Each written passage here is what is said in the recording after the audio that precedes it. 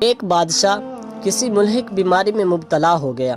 کافی دن علاج کروانے کے باوجود جب اسے آرام نہ آیا تو طبیبوں نے صلاح مشورہ کر کے کہا کہ اس بیماری کا علاج صرف انسان کے پتے سے کیا جا سکتا ہے، اور وہ بھی ایسے انسان کے پتے سے جس میں یہ خاص نشانیاں ہوں۔ یہ کہہ کر حکیموں نے وہ نشانیاں بتائیں اور بادشاہ نے حکم دے دیا کہ سپاہی سارے ملک میں پھر کر تلاش کریں اور جس شخص میں یہ نشانیاں ہوں اسے لے کر آئیں۔ سپاہیوں نے فوراً تلاش شروع کر دی۔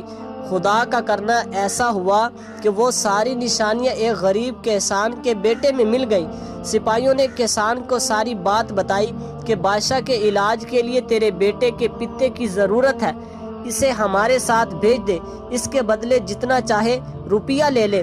کسان بہت غریب تھا، ڈھیر سارا مال ملنے کی بات سن کر وہ اس بات پر آمادہ ہو گیا کہ سپاہی اس کے بیٹے کو لے جائے۔ چنانچہ وہ اسے بادشاہ کے پاس لے آئے۔ خاص نشانیوں والا لڑکا مل گیا تو اب قاضی سے پوچھا گیا اسے قتل کر کے اس کے جسم سے پتا نکالنا جائز ہوگا یا نہیں۔ قاضی صاحب نے فتویٰ دیا کہ بادشاہ کی جان بچانے کے لیے ایک جان کو قربان کرنا جائز ہے۔ قاضی کے فتوے کے بعد لڑکے کو جلاد کے حوالے کر دیا گیا کہ وہ اسے قتل کر کے اس کا پتا نکال لے۔ لڑکا بالکل بے بس تھا، وہ اپنے قتل کی تیاری دیکھ رہا تھا اور خاموش تھا، زبان سے کچھ نہ کہہ سکتا تھا۔ لیکن جب تلوار جلاد لے کر اس کے سر پر کھڑا ہو گیا تو اس نے آسمان کی طرف دیکھا اور اس کے ہونٹوں پر مسکراہٹ آ گئی۔ بادشاہ خود اس جگہ موجود تھا، اس نے اسے مسکراتے ہوئے دیکھا تو بہت حیران ہوا۔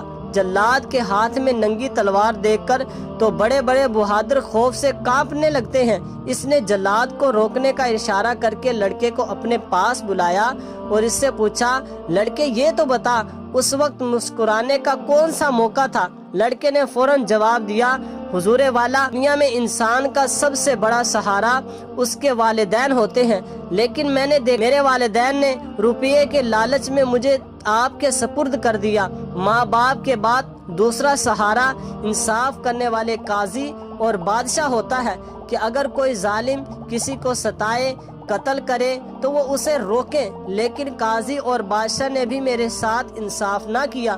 اب میرا آخری سہارا خدا تعالیٰ کی ذات تھی اور میں دیکھ رہا تھا کہ جلاد ننگی تلوار لے کر میرے سر پر پہنچ گیا ہے اور خدا کا انصاف بھی ظاہر نہیں ہو رہا۔ بس یہ بات سوچ کر مجھے ہنسی آ گئی۔ لڑکے کی یہ بات سنی تو بادشاہ کی آنکھوں سے آنسو آ گئے۔ اس نے حکم دیا کہ لڑکے کو چھوڑ دو، ہم یہ بات پسند نہیں کرتے کہ ہماری جان بچانے کے لیے ایک بے گناہ کی جان لی جائے۔ لڑکے کو اسی وقت چھوڑ دیا گیا۔ بادشاہ نے اسے قیمتی تحائف دے کر رخصت کیا۔